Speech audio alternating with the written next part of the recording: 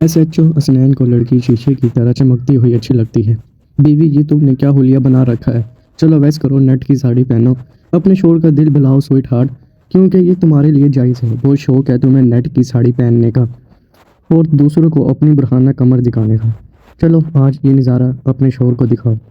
SHO Hasnain की बात सुनकर अरोज गुस्से से तिलमिलाई थी। उसे यूं खुद को घूरता देखकर वो आंखें दिखा कर कहने लगा कि ये घूर घूर कर क्या देख रही हो। तुम्हारी आंखों में तो मैंने नशा उतरता देखा है। तुम तो पसंद करती हो ना जब कोई लड़का अपने हाथ तुम्हारे बल खाती कमर पर फेरे वो तुम्हें अपने मज़ीद करीब करता जाए, तो फिर अब घूर कर क्यों देख रही हो। अब तो तुम्हारे साथ ये सारा रोमांस बिल्कुल हलाल तरीके से होने वाला है। वो अपने दोनों बाजू सर के पीछे रखते हुए बोला। अरोज का चेहरा सुर्ख लाल हुआ था। घबराते हुए कहने लगी कि दो लेकिन मुझसे दूर रहें। वो कई कदम पीछे हुई थी, लेकिन वो बड़े बड़े डग करता हुआ सारे फासले ख़त्म कर चुका था। हाय जाने मन, ऐसे कैसे दूर रहूं, मेरा हक है तुम्हारे करीब आने का। एक पुलिस ऑफिसर से पंगा तुमने खुद लिया है, इसलिए रोमांस तो करना पड़ेगा ना जाने जिगर। देखो दर्द में मज़ा है, यही कहा था तुमने। एक दर्द तुमने मुझे दिया, थोड़ा सा दर्द देने का तो मेरा भी हक है। बस दो चार छींकें निकलेंगी और फिर। ये कहकर हसनैन ने उसे जिस नज़रों से देखा था, अरोज के वजूद में सनसनी सी डोर गई थी।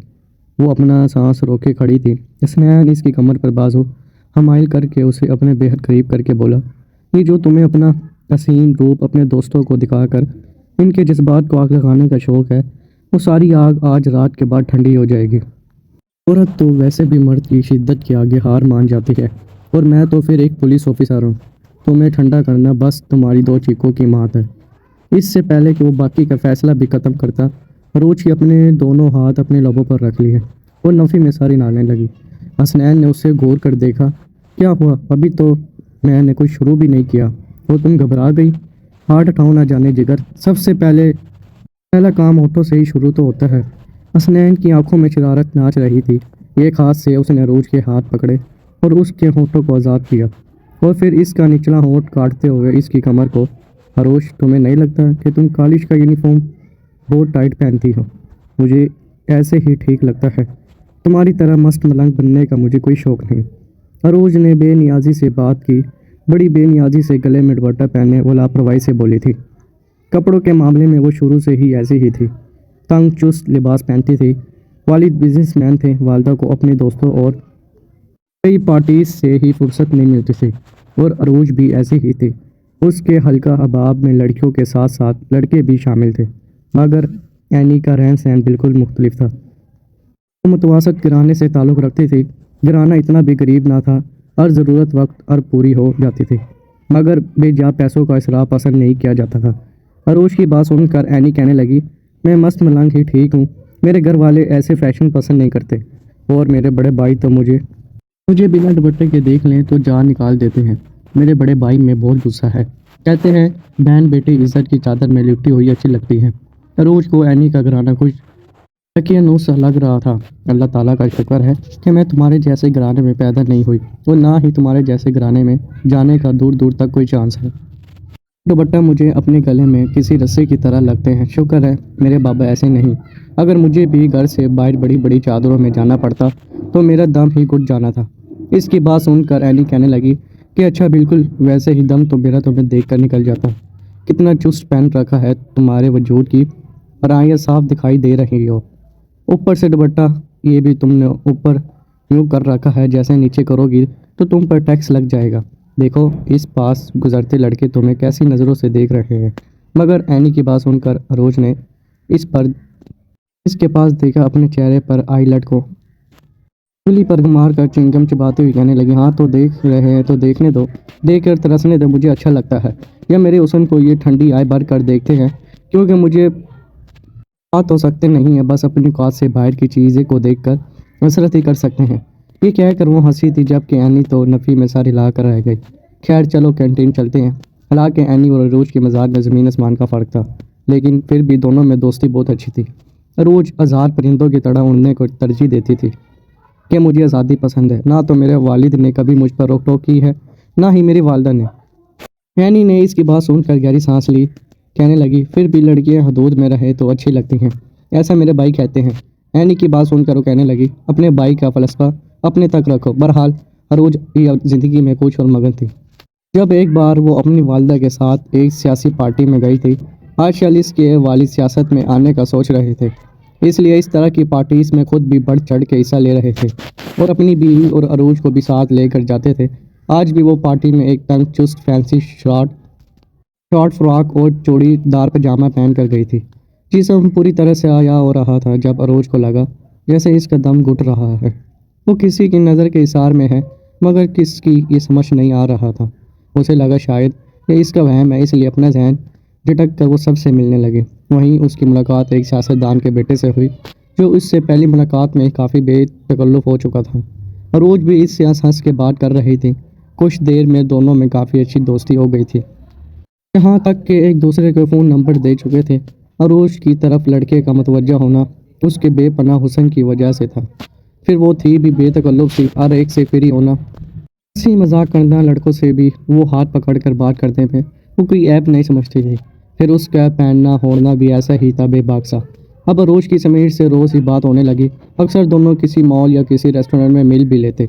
माँ बाप को भी इस बात से कोई इतराज़ नहीं था। एक बार अरोज बड़े रफ ड्राइव करते हुए जा रही थी। ट्रैफिक सर्जन के रोकने पर भी फराटे से गाड़ी आगे बढ़ गई। वो मैडम मैडम कहता रह गया, मगर अरोज ने गाड़ी नहीं रोकी। फिर चंद लम्हे बाद ही पुलिस मोबाइल इसकी गाड़ी के सामने आ चुकी थी। बड़ी जोर की ब्रेक अरोज ने लगाई थी। फ्रंट सीट से एक इंस्पेक्टर गुस्से से बाहर निकल कर आया और अरोज की गाड़ी के शीशे पर अपनी उंगली की पश्च से खटकाया। अरोज ने खिड़की का शीशा नीचे किया तो इंस्पेक्टर निहायत गुस्से से कहने लगा, आपको रेड लाइट नज़र नहीं आती मोहतरमा? अपनी आंखों से काला चश्मा हटाएं तो शायद आपको नज़र आए कि सड़क पर गाड़ी चलाने के कुछ कानून होते हैं। अरोज ने अपना चश्मा नीचे करके उसे देखा, फिर कहने लगी, जो मिस्टर, मुझे पता है आप लोग यूं लड़कियों की गाड़ी क्यों खड़ी करते हो।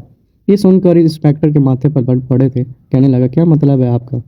आप सिग्नल तोड़कर आई हैं? वो कहने लगी, सिग्नल और भी बहुत से लोग तोड़ते हैं, लेकिन आप लोग पकड़ते सिर्फ लड़कियों को हैं, और वजह ये है कि आपको अपनी जेब गर्म करनी होती है। It's not big deal. उसने अपने पर्स से 3,000 निकाल कर इंस्पेक्टर की तरफ बढ़ाए तो कहने लगा, ये लड़की जानती हो मैं कौन हूँ? वो कहने लगी, ओ प्लीज़, मेरे पास इतना वक्त नहीं है कि मैं ये जानने की कोशिश करूं कि तुम कौन हो। ये पैसे पकड़ो और चलते फिरते नजर आओ।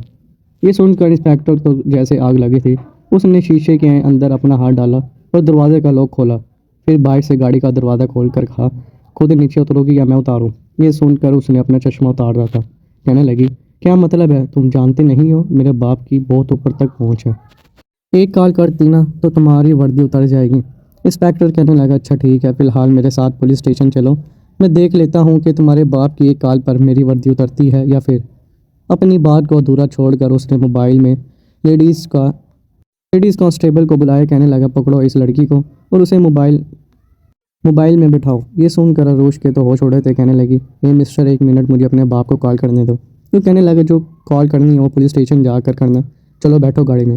वो कहने लगी, मेरा जुर्म क्या है? वो कहने लगा, एक तो तुमने रेड लाइट देखकर नज़रअंदाज किया, इशारा तोड़ा, एक्सीडेंट भी हो सकता था, लेकिन तुम्हें परवाह नहीं थी, फिर भी तुम एक इंस्पेक्टर को रिश्वत दे रही हो।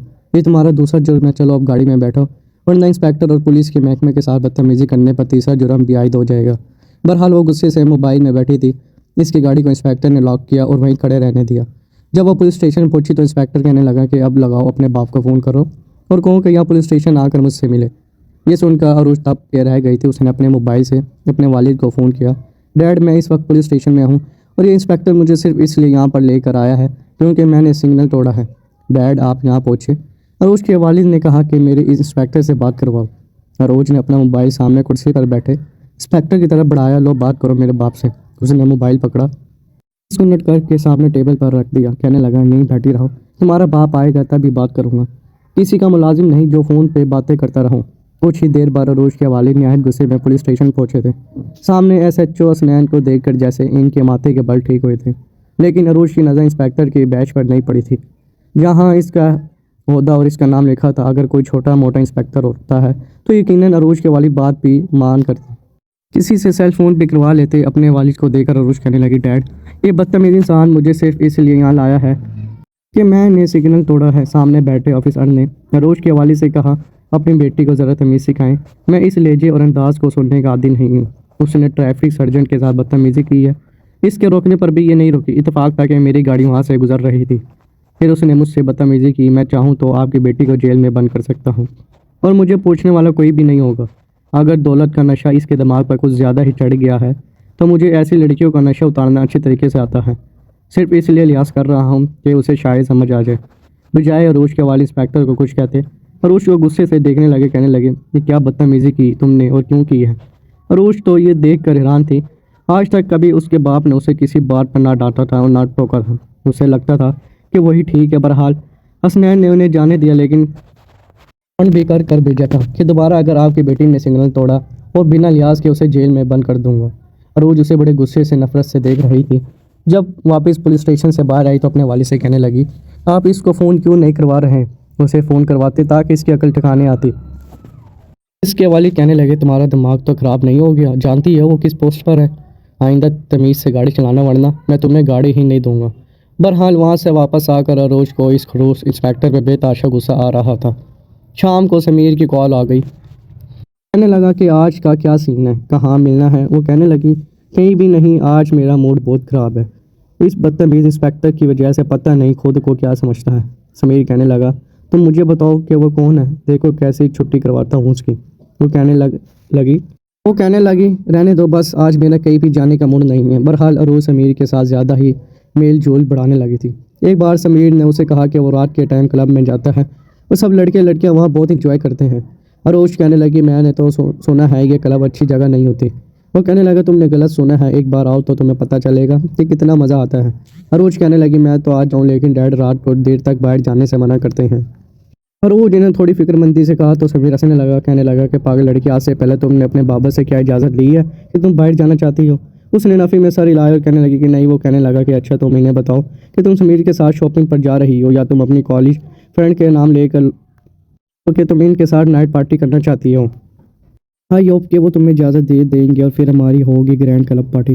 वो चेक कर बोला था वो जिस कदर खुश था। इस तजस्सुस अरूज के दिल में भी पहने लगा कि वो भी क्लब जाए। इस शाम सरसरी से अंदाज में जब इसके बाबा बैठे थे तो वो कहने लगी कि बाबा, मैं आज रात अपने दोस्तों के साथ पार्टी करना चाहती हूँ। मेरे एक दोस्त ने अपना फार्म हाउस पर पार्टी रखी है, क्योंकि अब ये सेमेस्टर एंड होने वाला है और इसके बाद हम सब अलग हो जाएंगे। तो कोई यूरोप चला जाएगा और कोई तुर्की आगे स्टडी के लिए। तो हम लोग कुछ रोज़ इंजॉय करना चाहते हैं। लैपटॉप पर कुछ ज़रूरी डॉक्यूमेंट्स देखते हुए अरूज के वालिद ने कह दिया कि हाँ बेटा ठीक है, यही तो वक्त होता है इंजॉय करने का, तुम लोग इंजॉय करो, मगर अपना ख्याल भी रखना। वो इस कदर आराम से मान जाएगी, अरूज को तो अंदाज़ा ही नहीं था। हंस कर कहने लगी कि ये तो होती है ज़िंदगी, मैं तो असल मज़े में हूँ।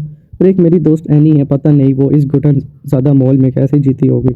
ये कहकर वो हंस पड़ी थी। कुछ देर बाद ही इसके वालिद अपने कमरे में जा चुके थे। उसकी माँ भी कमरे में थी और वो अलमारी से एक इंतहाई बेपाक सा ड्रेस निकाल चुकी थी। शॉर्ट टी शर्ट जिसमें इसकी कमर तो ज़रा सा ऊपर हाथ उठाने पर नजर आने लगती, और इंतहाई बारीक शर्ट पहन कर वो बाहर निकली थी। बाल खोले से स्लीवलेस शर्ट थी। वो इस वक्त बिल्कुल यूँ थी कि उसे देखकर किसी के मुंह में भी पानी आ सकता था। समीर उसे क्लब की पार्किंग में मिल गया था। वहाँ पर बहुत से नौजवान लड़के लड़कियाँ भागम भाग के क्लब की तरफ आ रहे थे। ये तो दुनिया ही अलग थी। गाड़ी से बाहर निकल कर मुस्कुरा कर इसने समीर को देखा, जो फ़ौरन आगे बढ़कर उसके गले लगा चुका था। फिर मुस्कुरा कर कहने लगा कि पता नहीं किसने तुम्हें कहा कि क्लब बुरी जगह होती है। तुम आज मेरे साथ चलो, यकीन मानो तुम्हारा रोज़ यही जी चाहेगा कि तुम रोज़ यहाँ पर आओ, नए दोस्त बनाओ, इनके साथ इंजॉय करो, खूब अल्लाह गुल्ला मौज मस्ती करो। ये सुनकर वो हंस पड़ी थी और फिर समीर के बाजू में बाजू हमाई करके दोनों अंदर दाखिल हुए थे। जैसे ही वो अंदर आई तो डिम लाइट्स और बार बार जलती बुझती रोशनियों में फुल म्यूजिक ऑन था। इस जैसे हम उम्र लड़के लड़कियां नाच गाना कर रहे थे। कुछ एक जाने बैठे ड्रिंक से एंजॉय कर रहे थे, कुछ नाच गा रहे थे, कुछ सामने लगे सोफे पर बैठकर एक दूसरे में इस कदर गुम थे कि देखकर इसका माथा ठनका था। रोज की नज़रें सामने मंजर पर जम चुकी थी। इतने ज़्यादा लोगों के होते हुए भी वो लड़की इस लड़के के गोद में बैठी हुई थी और वो इसके बालों पर तो कभी कमर पर कभी कान का हाथ फेर रहा था। दोनों एक दूसरे में मगन थे, दुनिया जहाँ की होश ना थी और बेबाक हरकतें कर रहे थे। हरोज की नज़र वहाँ पर टिकी देखकर समीर हंस पड़ा, कहने लगा कि वहाँ क्या देख रही हो? हरोज हंस कर कहने लगे कि कुछ नहीं देख रही, आज से पहले तो ये सीन मैंने सिर्फ फिल्मों में ही देखे थे। वो कहने लगा कि हाँ, अब वो सब यहाँ पर लाइव भी देख लेना, चलो तुम्हें डांस करना सिखाता हूँ। रोज ने नफ़ी में सारी ला दी कि नहीं, मैंने अगर यहाँ पर डांस किया तो मेरी बेइज्जती होगी, और वो उसे एक जानिब ले गया जहाँ लोग ड्रिंक कर रहे थे। इधर इधर की बातें होती रही। समीर ने इसके लिए ड्रिंक मंगवाई थी, मगर वो ड्रिंक सिर्फ सॉफ्ट ड्रिंक नहीं थी, बल्कि इसमें इसके वेटर को पैसे देकर एक चम्मच नशा भी शामिल करवा दिया था। जब अरोज ने उसे पीना शुरू किया तो जायका थोड़ा अजीब लगा, मगर क्योंकि ड्रिंक में बर्फ़ थी इसलिए वो धीरे धीरे उसे पीती रही। पहले तो उसे थोड़ी घबराहट महसूस हो रही थी। नशे ने असर किया तो उसे सब कुछ अजीब सा महसूस होने लगा। थान वो आकर बिल्कुल उसके साथ बैठ गया और फिर अपना एक हाथ इसकी कमर पर फेरने लगा। तो कभी उसकी गर्दन पर हाथ रखता, वो कभी उसकी कमर पर और कभी टांग पर हाथ फेरने लगा। कहने लगा कि ऐसा कैसे महसूस कर रही हो, आओ ना डांस करते हैं। वो फिर इनकार करने लगी, मगर वो ज़बरदस्ती उसे पकड़कर इतने लोगों के बीच ले गया था। वो जिस कदर खूबसूरत और हसीन थी, वहाँ पर कई लड़कियाँ भी उसके हुस्न पर असर करने लगी थी। कई लड़के उसे पलट पलट कर देखने लगे। दो लड़के नशे में इतना डूबे हुए थे कि अपनी लड़कियों को छोड़कर उसकी तरफ आने लगे और उंगलियों से पैसों का इशारा करके समीर को कहने लगे, कुछ पैसे लो और इस लड़की को हमारे हवाले कर दो। मगर समीर इन्हें घूर के नफ़ी में सर हिला चुका था। ऐसे बेबाक बदमाश लोगों की तो अपनी ही ज़ुबान थी, जो वो इशारों इशारों में ही एक दूसरे को समझा देते थे। वो इसकी कमर पर हाथ रखे खड़ा था कि मैं तुम्हें डांस स्टेप दिखाता हूँ। समीर उसका हाथ अपने कंधों पर रखकर अपने दोनों हाथ उसकी कमर में हमाई करके उसे कह रहा था कि तुम ऐसे घूमो, ऐसे करो, और साथ इसके वजूद से लोग अंदाज हो रहा था कि तभी वहाँ पर 28 साल SHO हसनैन भी आ गया। हसनैन को बिल्कुल भी मालूम नहीं था कि यहाँ पर वो लड़की उसे इस अंदाज में मिलेगी। वो तो यहाँ पर अपने खुफिया मिशन के तहत आया था। उसे खबर मिली थी कि इस क्लब में लड़कियों के साथ गलत हरकत की जाती हैं। इस क्लब के ऊपर मौजूद होटल में लड़के लड़कियाँ फाहिशी फैलाते हुए दिखाई देते हैं और कितनी लड़कियों की ज़िंदगी बर्बाद हो जाती हैं। बाकायदा स्मगलिंग भी की जाती है, वो भी इंसानी वजूद की। इसलिए वो इस पूरे गैंग को पकड़ने के लिए यहाँ पर बेस बदल कर आया था। जो भी लड़का या लड़की उसे दिखती तो वो भी उसे देख कर मुस्कुराता, बिल्कुल इस क्लब का ही एक आवारा लड़का बनकर हाथ हिलाकर जैसे नाचने गाने लगता। अभी वो आगे बढ़ ही रहा था कि तभी एक लड़की आकर सीधा इसके सीने से टकराई थी। बेसाख्ता स्नैन के हाथ इसकी कमर पर गए थे, मगर वो नशे में धुत कहने लगी कि अरे मैं कह रही हूँ ना, मुझे नाचना नहीं आता। पता नहीं क्यों मुझे चक्कर से आ रहे हैं या शायद नींद आ रही है। एक तो इस खड़ूस पुलिस वाले की वजह से मेरा मूड वैसे ही ख़राब था। मैं दिन में सो भी नहीं पाई। मुझे लगता है कि अब मुझे घर जाना चाहिए। वो हसनैन के सीने से लगी उसे समीर समझ के सब कुछ कह रही थी, मगर जैसे ही सर उठाकर ऊपर देखा तो हसनैन को अपने करीब देखकर हंसने लगी। हंस कर कहने लगी, देखो समीर, देखो वो खड़ूस किस्म का पुलिस वाला मुझे यहाँ भी दिखाई दे रहा है। अजीब शक था, पागल कहीं का। इस लड़की को वहाँ देखकर हसनैन की आंख फटी की फटी रह चुकी थी। न जाने क्यों वो इस लड़की को इस कदर भी गिरा हुआ नहीं समझ रहा था जितनी वो इस कलम में आकर लगने लगी थी। हसनैन फौरन अपना चेहरा दूसरी तरफ मोड़ गया। समीर उससे भाव में भरकर जिस तरह अपने करीब करने की कोशिश कर रहा था कि आधा घंटा और मजीद इंजॉय करो, ना चले जाएंगे ना घर। हसनैन की नज़रें इस पर जम चुकी थी। न जाने क्यों उसे समीर के हाथ उसके वजूद पर गर्दिश करते बिल्कुल भी अच्छे नहीं लग रहे थे। वो गुस्से से बिल्कुल सुर्ख लाल होने लगा। इसका दिल कर रहा था कि अभी जाए और इस लड़की को समीर की बाजू से आज़ाद करके ले जाए, मगर अभी वो ये कदम नहीं उठा सकता था, वरना बिना बने बनाए खेल पर पानी फिर सकता है। कुछ देर बाद ही वो लड़का समीर उसे लेकर बाहर निकल चुका था। बिल्कुल अपने भाव में भरे वो इस गाड़ी तक लेकर आया था। यही मौका था जब हसनैन भी उसके पीछे ही आया। घर तक वो इनका पीछा करते आया था और यूं वो अरूज के घर का भी पता आ चुका था। अगली सुबह जब अरूज की आँख खुली तो वो काफ़ी तर्जो ताज़ा महसूस कर रही थी। गुजरता रात के लम्हा सोचकर उसे एक अजीब सी सरशारी महसूस हो रही थी। जवानी के जिस दोराहे पर वो खड़ी थी वहाँ ये आज़ादी मिलना लड़कियों के लिए अच्छा नहीं होता। सुबह सुबह उठकर तैयार होकर वो सीधा कॉलेज पहुंची थी। काफ़ी मुस्कुरा रही थी, पहले से ज़्यादा पुरकशिश लग रही थी। एनी ने अपनी नज़र का चश्मा ठीक करते हुए उसे देखा और कहने लगी कि तुम्हें किस बात की खुशियाँ चढ़ी हैं, आज बड़ी एक्टिव लग रही हो। खैर तो है। वो हंसकर कहने लगी कि अरे तुम्हें क्या पता कल रात मैंने कितने एंजॉय किया। तुम होती तो शायद और भी मज़ा आता, मगर तुम तो बस गन में ही घुस कर बैठी रहो। एनी हैरत से कहने लगी कि क्या मतलब, ऐसा क्या हुआ कर रात। और अजूज उसे मुस्कुरा के बताने लगी कि मैं अपने फ्रेंड के साथ क्लब गई थी। क्लब का नाम सुनकर ही एनी उछल पड़ी। फ़ौरन दोनों कानों का हाथ लगाकर कहने लगे, अस्तगफुरुल्लाह अस्तगफुरुल्लाह। रोज ये कैसी बातें कर रही हैं कि तुम जानती हो वो कितनी गंदी जगह है। तुम वहाँ कैसे जा सकती हो, जानती हो वहाँ पर क्या कुछ होता है। और मेरे भाई को पता चल गया कि मैंने किसी ऐसी लड़की से दोस्ती की है जो ऐसी गंदी जगह पर जाती है तो वो तो मेरे जान ही ले लेंगे।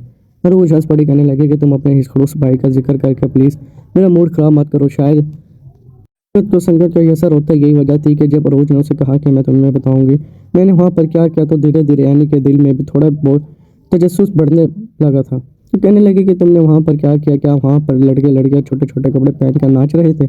वो जिस अंदाज में पूछ रही थी रोज उसे हंस कर बताने लगी कि हाँ, कुछ लड़कियों ने तो इतने बारीक पहन रखा था कि पहनना ना पहनना बिल्कुल एक बराबर था। मुझे तो लग रहा था कि जैसे मैं पाकिस्तान में नहीं बल्कि किसी यूरोप मुल्क में आ गई हूँ। बहुत ही आज़ाद माहौल था। वो इसे अपने नए फ्रेंड समीर के बारे में भी बता रही थी और एनी चुपचाप इसकी सारी बातों को सुनती रही। सिवाय काम के आज तक एनी ने किसी लड़के को बुलाने की जहमत तक नहीं की थी। खैर उसे दीदे धीरे धीरे वो इसकी सारी बातें सुन रही और फिर आखिर में ये बोली कि देखो तुम्हारा कोई भाई नहीं है ना, इसलिए तुम इतनी ज़्यादा हो। मुझे तो बस इतना पता है कि भाई अमीरों का हो या गरीबों का। जब वो अपनी बहन को यूँ सब करते देखें तो उसे रस्सियों से बांध के दो चार थप्पड़ तो लाजमी लगाता है। हमारे यहाँ तो ये तो सीधा सर धड़ से जुदा किया जाता है। फिर अगले रोज़ ही किसी बूढ़े कोच को देकर उसके साथ रवाना कर दिया जाता है। ये तो तुम हो जो ये सब कुछ कर रही हो। और अरूज इसकी बात पर लाकर हंसी थी। दोनों के बीच बस ही रोज़ की नोक झोंक थी। इस रात वो एक बार फिर समीर के कहने पर क्लब पहुंची थी। 2-3 दिन यूं ही चलता रहा। धीरे धीरे वो इस मोड़ की आदत होने लगी थी। 3 रोज़ बाद दोबारा जब वो क्लब जाने के लिए निकली तो उसने ढीली सी शर्ट और ट्राउज़र पहन के रखा था। मगर समीर उसे देखकर कहने लगा, तुम कितनी रफ सी लग रही हो। कुछ ऐसा पहनो जिसमें तुम लोगों देख कर ही लगे कि बिल्कुल पटाखा हो। समीर की बात सुनकर वो कहने लगी कि नहीं, आज मेरा मूड ऐसे कपड़े पहनकर जाने को है। मगर समीर कहने लगा कि अरे नहीं, तुम मुझे इन कपड़ों में बिल्कुल भी अच्छी नहीं लगी। चलो मैं तुम्हें नई ड्रेस दिलाता हूँ। सैलून से तैयार हो जाओ, फिर सीधा हम क्लब चलते हैं। वो इसे इनकार करती रही मगर वो इसे सीधा मॉल ले जा चुका था और वहाँ पर इंतहा बेबाक से इंतहा बारीक साड़ी लेकर दी। सिवाय इसके प्राइवेट पार्ट्स के बाकी इसके दूधिया रंगत इसकी बारीक सी साड़ी के पल्लू बिल्कुल वाज़ा थे। जिस पल वो साड़ी पहनकर सामने आई तो इसे शर्म आ रही थी। कहने लगी कि समीर ये सब कुछ क्या है। कहने लगा कि अरे पागल, वैसे तुम इतने टाइट कपड़े पहनकर कॉलेज चली जाती हो और अब ये कपड़े पहने हुए तुम्हें क्या है, देखी ही नहीं। कला में तुमसे भी ज़्यादा हॉट कपड़े पहनकर लड़कियां आती हैं। वो उसे अपने साथ लेकर क्लब पहुंच चुका था। पहले तो थोड़ी हिचकिचाई मगर थोड़ी ही देर में उसे ये सब कुछ नॉर्मल लगने लगा था। यही वक्त है जब वो हसनैन और 2-3 लड़कियों को बेच जोल कर नाच रही थी। जब हसनैन वहाँ पर आया एक बार फिर उस लड़की को यहाँ पर देखकर उसके माथे पर बल पड़े थे। वो उसे दिल ही दिल में थोड़ी अच्छी लगने लगी थी मगर उसकी हरकतें देखकर वो गुस्सा हो चुका था। वो चलता हुआ इसके करीब आया। समीर तो लड़कियों के साथ नाच गाने में मसरूफ था। वो इसे बाजू से पकड़ के एक जानिब को गैलरी में ले गया। अपने बालों को झटक कर उसने SHO हसनैन को देखा और फिर कहने लगी कि हो वाह, रिश्वत लेते हुए तो शायद आपको बड़ी गैरती याद आ रही थी, मगर अब यहाँ पर क्या आप ट्रैफिक कवानीन सिखाने के लिए आए हैं। हसनैन ने अपने लब बेचे और फिर कहने लगा कि ये मेरा ज़ाती मामला है। मैं यहाँ पर कानून सिखाने आऊँ या फिर इंजॉय करने, मगर तुम यहाँ पर क्या कर रही हो। तुम्हारा बाप तो मुझे अच्छा खासा शरीफ लगा था, कानून की इज्जत करने वाला लगा था, मगर तुम यहाँ पर क्या कर रही हो। अपने बाप की इज्जत मिट्टी में मिला रही हो। और ये किस तरह के कपड़े पहन रखे हैं तुमने। हसनैन इसे इन कपड़ों में देखकर पहले तो बल्कि झपकना ही भूल चुका था। वाकई इन कपड़ों में वो बेहद हसीन लग रही थी। अगर ये हुस्न सिर्फ एक मर्द तक महदूद रहता तो यही बेहतर था।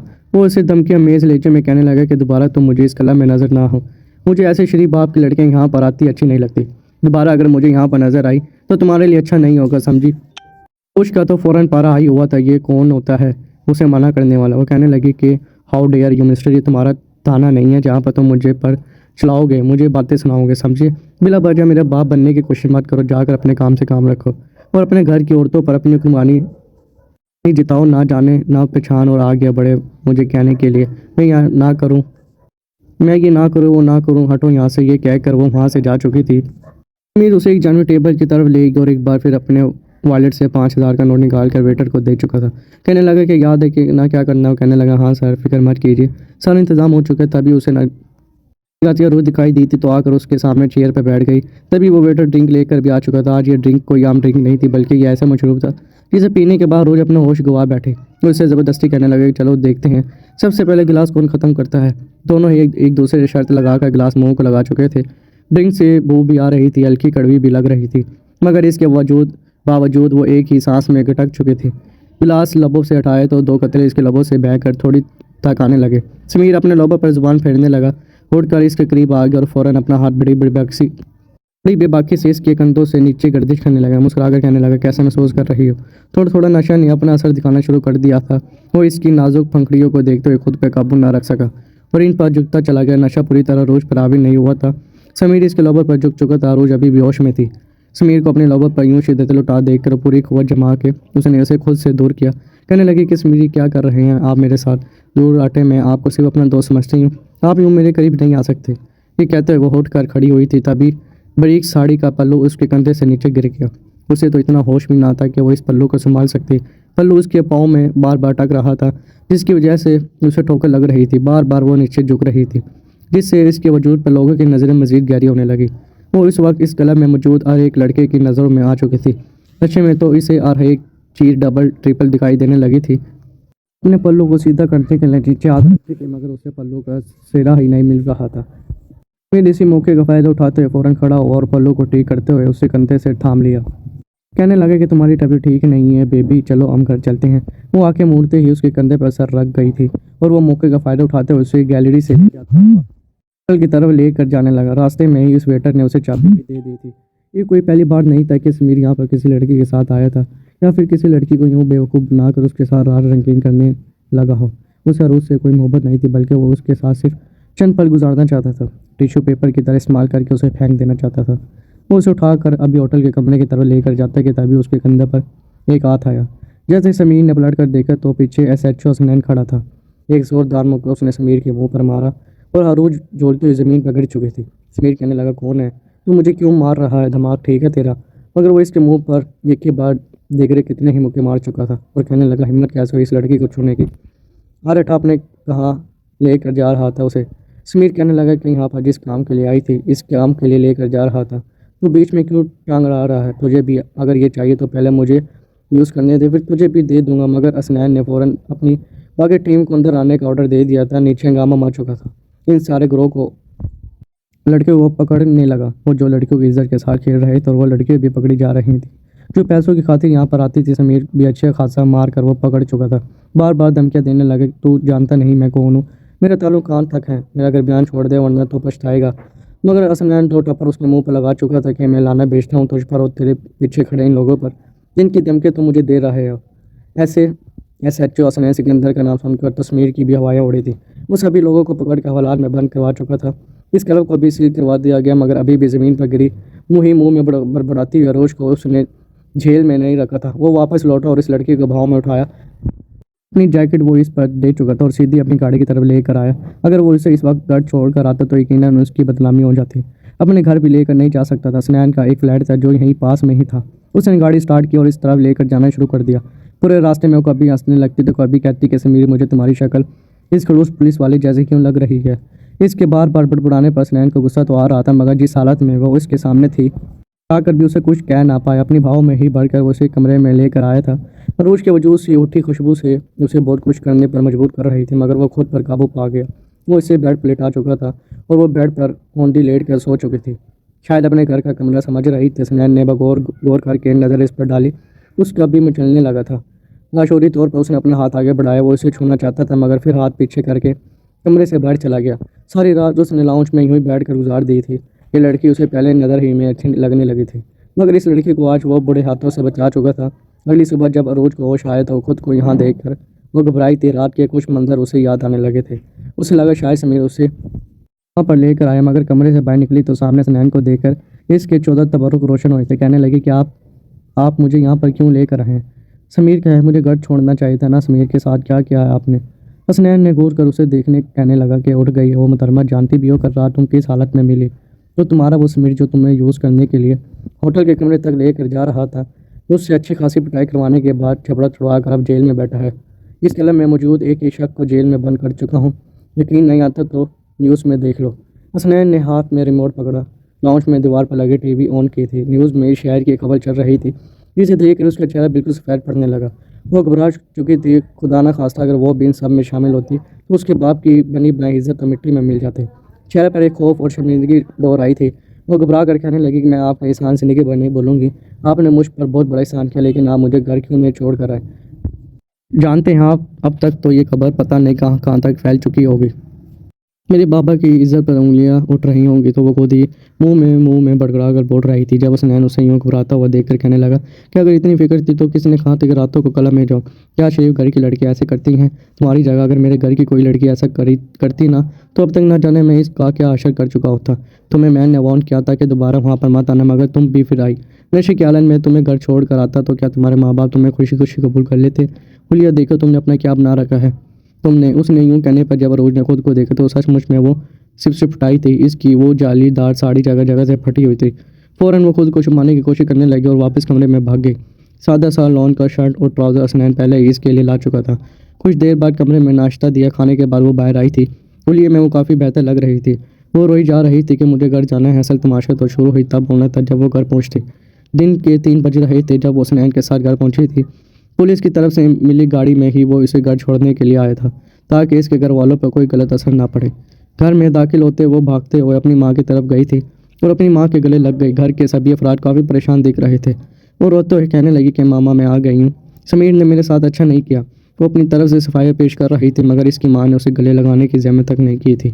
वो अपने बाप की तरफ बढ़ी। वो भी अरूज को देख रहा था और फिर आगे बढ़कर एक जोरदार थप्पड़ इसके मुंह पर दे मारा। कहने लगा अब क्या करने आई हूँ यहाँ पे, जानती भी हो मेरी इज्जत का कचरा हो चुका है। कल रात यहाँ पर घर मैंने मीटिंग रखी हुई थी। सियासी पार्टियों के तर्जमान मेरे घर में मौजूद थे। मेरे पार्टनर्स यहाँ पर थे जब ये खबर आई और पता नहीं किस ने लीक कर दी कि मेरी बेटी क्लब है लड़कों के साथ नाचते हुए देखी गई है। अब तक मैं इस खबर पर पर्दा डालता रहा कि जानबूझकर मुझे बदनाम करने के लिए किया गया, लेकिन अगर अब सच मुझसे खबर फैल गई तो जानती हो क्या होगा। मैंने तुम्हें आज़ादी इसलिए तो नहीं दी थी कि तुम ये सब कुछ करती रहती। मुझे लगा था तुम्हारी माँ ने तुम्हारी तरबियत ऐसी की होगी कि तुम आज़ाद रह कर भी मेरे बनाए कवानीन नहीं बोलोगी। अरोज तो रोई जा रही थी। हसनैन इन्हें बताने लगा कि फ़िक्र मत कीजिए, आपकी बेटी की इज्जत महफूज है। ये कल रात मेरे फ्लैट में मौजूद थी। किसी ने इन्हें नशा करवा दिया था मगर अब ये बिल्कुल ठीक है। नशे का सुनकर तो वो और भी आग बबूला हो गए। कहने लगे बस बहुत होगी, अब एक ही शर्त है कि तुम अगले 2 दिनों में इस घर से रुखसत होकर यहाँ से जाओगे और तुम्हारी शादी इसी SHO हसनैन सिकंदर के साथ होगी। हसनैन सिकंदर तो यही चाहता था। वो आखिर एक पुलिस वाला था और अरूज के वालिद के अंदाज से उतवार के बारे में अच्छे से छानबीन कर चुका था। जानता था कि वो किस मिजाज का है। दिल ही दिल में तो वो खुश हो चुका था। इस लड़की को वही सीधा कर सकता था मगर वो रोने लगी कि नहीं बाबा ऐसा मत करें, आप मेरी शादी शख्स से कैसे करवा सकते हैं।